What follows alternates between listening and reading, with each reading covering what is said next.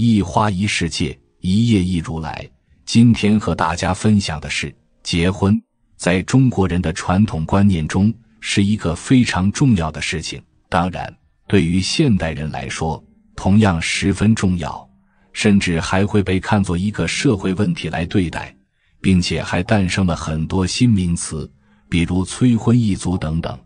这些都是不同婚恋观念冲突造成的结果。其实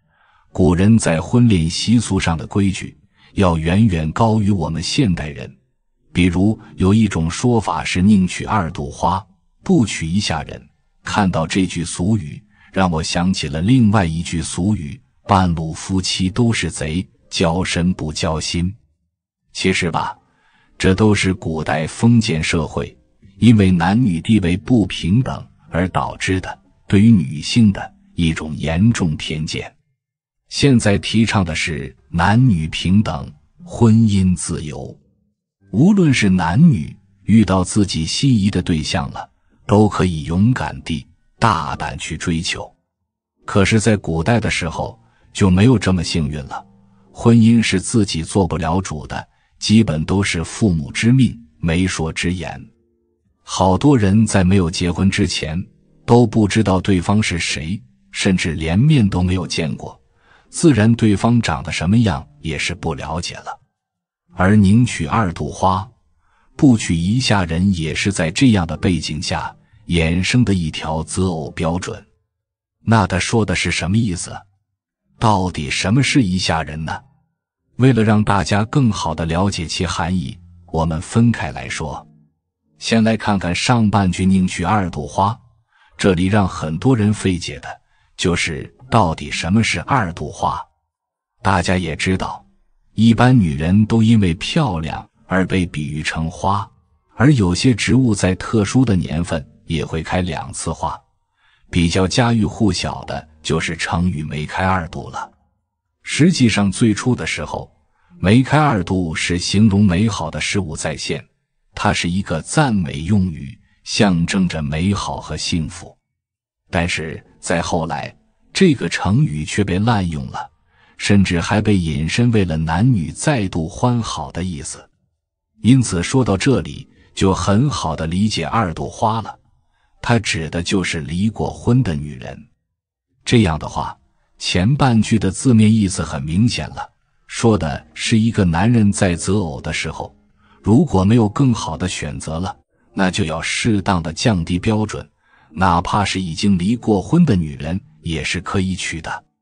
在当时的社会背景下，如果能娶一个二朵花的女人做老婆，确实是需要很大的胆量。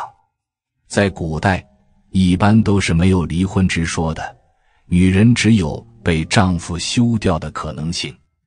而一旦女人被丈夫休掉了，那就容易招惹来一些是非，这样风言风语的传来传去，对其是非常不利的，一般都是很难再嫁出去了的。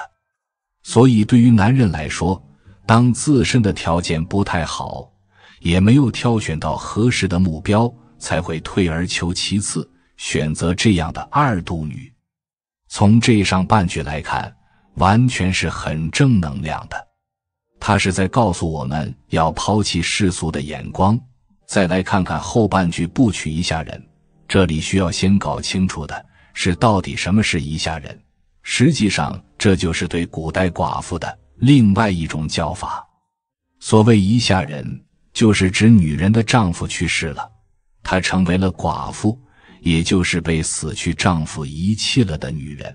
一个女人在嫁人以后，如果丈夫因为生病灾难或者意外离世了，那么这时候女人就会被周边的邻居称为遗下人，也就是婚姻当中遗留下来的人。其实在古代是男尊女卑的时代，对于女人来说，本来社会地位不高，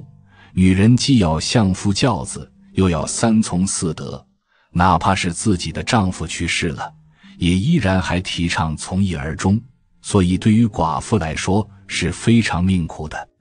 最惨的地方还在于，她们还要遭受身边很多人的偏见和欺负。在古代，一旦一个家庭当中女子失去了丈夫，那么这个女子往往被家族中的人认为是不祥之人，认为这个女人命硬，专门克夫。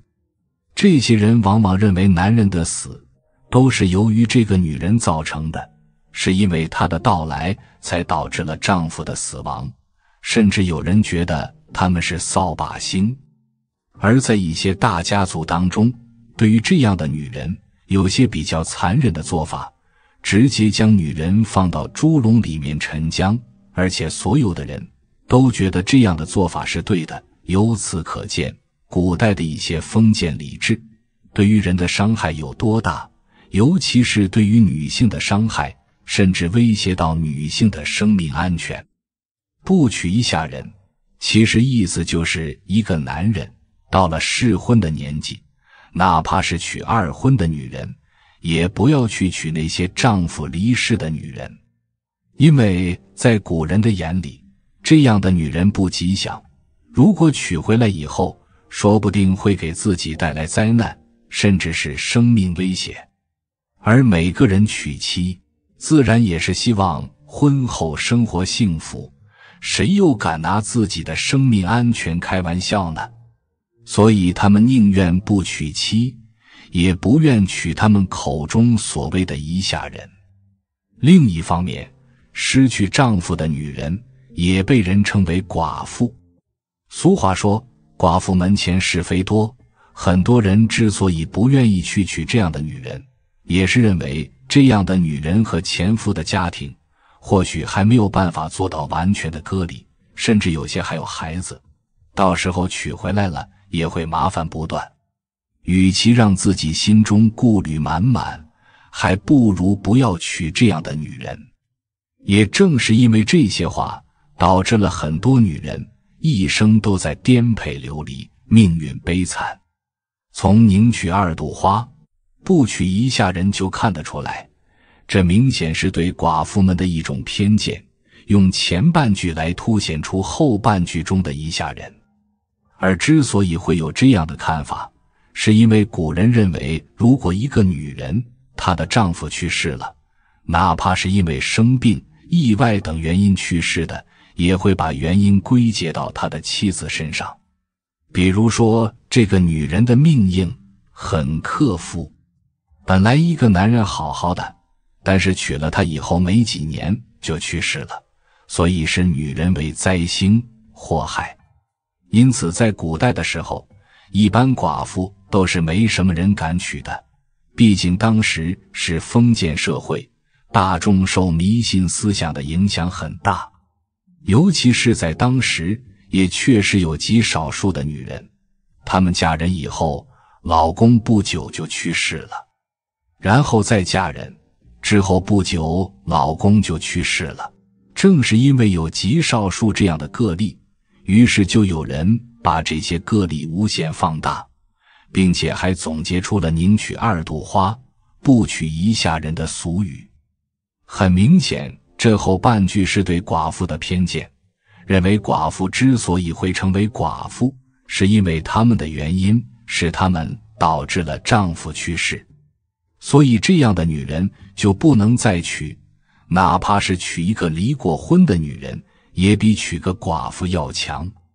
其实吧，这些都是过去的迷信思想。正所谓生死有命，富贵在天，生老病死是自然的规律。而一个人婚姻幸不幸福，最关键的在于两个人的脾气、性格，并且懂不懂得为彼此的付出和牺牲。在倡导自由恋爱的今天，多少的女人离婚了以后，一样也能找到属于自己的幸福一般。而且还有些不幸成为了寡妇的女人，也通过自己的努力走出悲伤，并且重新组建了家庭，然后一家人过上了幸福生活。所以幸福都是靠自己去努力争取的，而美好的生活也是靠自己奋斗出来的。比如说建武元年，晋元帝司马睿纳郑阿春为夫人，对她很是宠爱。不到1年，郑阿春生下一子司马焕。因为司马睿喜欢郑阿春，所以也特别钟爱郑阿春的儿子司马焕。而郑阿春实际上已经嫁过一次人了。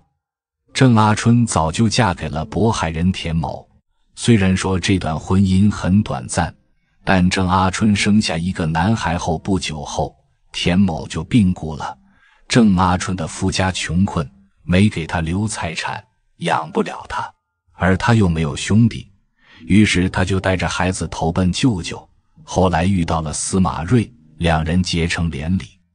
虽然郑阿春只是夫人，但晋元帝对她宠爱有加，甚至让太子司马绍、东海王司马冲、武陵王司马熙都按母亲之礼事侍奉她。所以说，对于一下人，并不是根本不能娶。那么婚姻生活当中，到底应该注意什么？俗语只是代表着在过去那个时候，某个家庭遇到的一些特殊情况，从而出现了这样的总结，但实际上并不适用于所有的婚姻关系。要判断双方是否适合结婚，也要看一看两个人之间是否有感情，以及彼此的三观是否一致，能否合得来，这些其实都关乎到婚后的一些幸福情况。如果单纯的凭借一两句俗语就来对一个人品头论足，实际上这样的方法是不科学。各藏各的心眼。有些二婚夫妻最初也是你情我愿、你侬我侬的相亲相爱，却在各自孩子逐渐长大后，彼此的内心有了各自的小算盘，谁都想着为自己的孩子多争取一些利益好处。有人因为要出钱给对方儿子买房，觉得自己既不是亲爹，又不指望他给自己养老送终，所以宁愿抱着自己的存款一个人度过余生，也不愿意用自己的积蓄去赌人性的美好。58岁的赵女士跟65岁的李大爷再婚10年，李大爷的女儿生孩子之后，正好赵女士退休了，帮忙带了几年孩子。如今赵女士的儿子要结婚买房，李大爷宁愿离婚，也不愿意借钱给赵女士儿子首付婚房。为什么半路夫妻不到头啊？58岁赵女士坦言了，10年的陪伴付出终敌不过子女的需求啊。58岁的赵女士：我是赵女士，今年58岁了，独生儿子30岁了，准备买房结婚。然而就因为给他买婚房，再婚10年的老伴儿跟我提出离婚，只为保全他的积蓄，还出言不逊地说他没有义务给别人的儿子买房结婚。我的原配老伴儿在45岁那年因一场车祸走了，那时我的儿子正在读高中，为了不影响儿子的前程，很多人给我介绍对象，我都婉拒了。48岁那年，儿子已经在读大学了，我遇到了比我大7岁的老李，他只有一个女儿，那时已经参加工作了。他跟我一样都是丧偶，我们觉得彼此合适，就谈了半年的时间，领证再婚了。最初的时候，老李是把工资交给我的，后来他女儿结婚后，他每月只给我2000多块钱的生活费，还总是跟我炫耀别人家的夫妻退休后都是流行 AA 制的生活方式。当时我呢还没有想那么多，觉得我们都是丧偶的，没有其他的念想，还是要把劲儿往一处使，才能够真正的携手走过漫漫余生。接着就是老李女儿结婚时，老李给了10万元的嫁妆，他还让我也给些礼金，这样面子上呢也好看。我想了想也觉得对，怎么都是他女儿先结婚，我儿子的婚事还有几年呢，日子就这样不紧不慢地过下去了。我们都退休后，老李跟我商议着生活 AA， 我想了想觉得也行，吃饭能够花多少钱呢？只要能够彼此相伴在一起就行了。人嘛都是这样的，你觉得不算事儿的事儿，在算计你的人眼里都是事儿。老李女儿生孩子的时候，她婆婆因身体原因帮不上忙，老李就跟我商量着一起去帮忙带孩子。我觉得呀，儿子这边还没有说结婚的事情，自己也有时间和精力，想着呀，自己现在帮了老李女儿的忙，在我儿子结婚的时候，老李不会没有良心的。然而，我还是把人想得太善良美好了呀。自从老李女儿家的孩子会走以后，老李总是用心疼我的话劝说我，他让我自己回家过日子，他女儿家有他就可以了。当时我还觉得是老李对我的心疼和照顾，如今想来是他早就算计好我了。去年儿子带女朋友回来的时候，老李就是一副不情不愿的样子。我说给儿子女朋友1万块的见面礼，老李却说那是你儿子，你愿意给多少你随意，我不参与。一开始啊，我以为是老李以为我给多了不开心，如今我才明白是我自己自作多情了10年，还帮忙给他女儿带孩子2年多，在他女儿结婚的时候还给添了3万块钱的嫁妆。没想到的是，老李早就盘算好了。我们居住的这套房子是老李的，我自己的房子一直在出租。老李觉得我应该把租金拿出来一起家用，甚至觉得这10年是他一直养着我和儿子，我就应该付出自己的劳动，以及帮他女儿带孩子。我儿子看上了一套3居室的电梯洋房，首付款呢是2家各出1半，而我手里能够用的钱还差5万。我就问老李能不能帮我出这个钱呢？或者是我打借条都可以呀。谁知道就是这5万块惹了事了。老李说自己的钱都在女儿那里，他要去女儿家问问女儿有没有，回来再跟我说这事儿。等了3天，老李从他女儿家回来后，直接跟我提出离婚，还让我尽快搬离他家，说他要卖房，在他女儿家小区看好了一套小面积的住房，这样他就可以天天看得见外孙了。我一听是这样的结局，内心就寒了，问了老李一句，我们这10年算什么呢？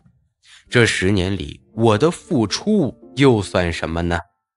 既然你这般无情，那就把这几年的费用算一下吧。老李突然就爆发了，大发脾气，说自己对我和儿子已经是仁至义尽了，还说我儿子最初的大学和研究生的学费也都是他出的，所以我就该去给他女儿带孩子。我不知道老李和他女儿之间是如何交流的，难道我们之间10年的再婚陪伴都敌不过老李女儿的需求吗？虽然我们2个人还没有离婚，但是我已经回到自己原来的家里生活，儿子的婚房也买好了，而且今年过年他们就要走进婚姻殿堂了。我儿子买婚房缺的那5万块钱是我儿媳的父母出的，他们跟我儿子说，你妈已经很不容易了，你们以后要多孝顺她，这钱我们出了，都是一家人。杨绛在谈婚姻的本质时曾经说过，婚姻的本质是陪伴和责任，而成熟的爱靠的是良心，人生的后半程全靠责任。尘世间最好的婚姻是你承担起你的责任，我守住我的良心。如今的老李每天给我发微信，说自己当初的话语过重了，是自己的不对，现在他愿意在我儿子结婚的时候给5万元的红包，以表示自己的诚意。可我的内心却有了波澜，我不想再跟老李这样下去了，因为我的付出和真诚，他和他女儿都没有看到，只看到他们自己的付出和得到。这样的婚姻还有啥必要继续走下去呢？现实生活中啊，半路夫妻往往都是走不到最后的，而这样的结果主要是这4个原因。1. 感情基础不够深厚。所谓半路夫妻难过到头，一个很大的原因就是因为没有足够深厚的感情基础。根基打不稳，最后婚姻自然容易崩塌。离婚后的人呢，对于婚姻会更加渴求，所以很多时候感情基础还不够深厚就匆匆结婚，最后发现两个人之间根本就没有多少感情，只是一时兴起。2. 结婚目的不够单纯。人在第一次结婚的时候，内心都会有一种对婚姻和爱情的向往，会对未来充满憧憬，会有一个良好的心态和单纯的想法，不会因为对方家里有钱而和对方在一起。而再婚就不一样了，人这个时候呢，会变得有些物质，会把钱看得特别重。结婚的目的并不单纯，最后婚姻也就变成了一种物质的产物。3. 不懂得怎么去爱人。每个人的喜好和对人的态度都是不一样的。一般来说，人只有经过足够深厚的了解，才能够掌握一个人的内心的喜好，才能用合适的态度去对待那个人。半路夫妻在一起时间短，认识时间短，并不懂得怎么去和对方交流，内心呢也有一种对彼此的不屑，不想着去把对方当成自己最重要的人。慢慢的相处中，两个人之间难免会出现矛盾，婚姻也就开始走向灭亡了。4. 内心还是有疏离感。半路夫妻结婚是一种很冒险的事情，因为两个人可能都有过一段失败的婚姻，对婚姻还有一种疏离感，觉得对方只是和自己走完人生中的下一段路程，只是想着找个伴儿，并不是真正的因为爱情。因为已经过了爱情的年纪，也受过爱情的伤害，不会轻易的再相信一个人了。所以再婚的人很容易觉得并不合适，很容易产生分开的念头。婚姻非儿戏，从最开始就应该想好，结婚、离婚都需要认真谨慎。如果选择了一个人，不管是头婚还是二婚，都要真心对待，只有这样才能收获对方的真心啊。最后，希望每对夫妻都能够走得长久。今天的分享就是这些了，非常感谢您的收看。喜欢佛禅频道，别忘了点点订阅和转发，在这里你永远不会孤单。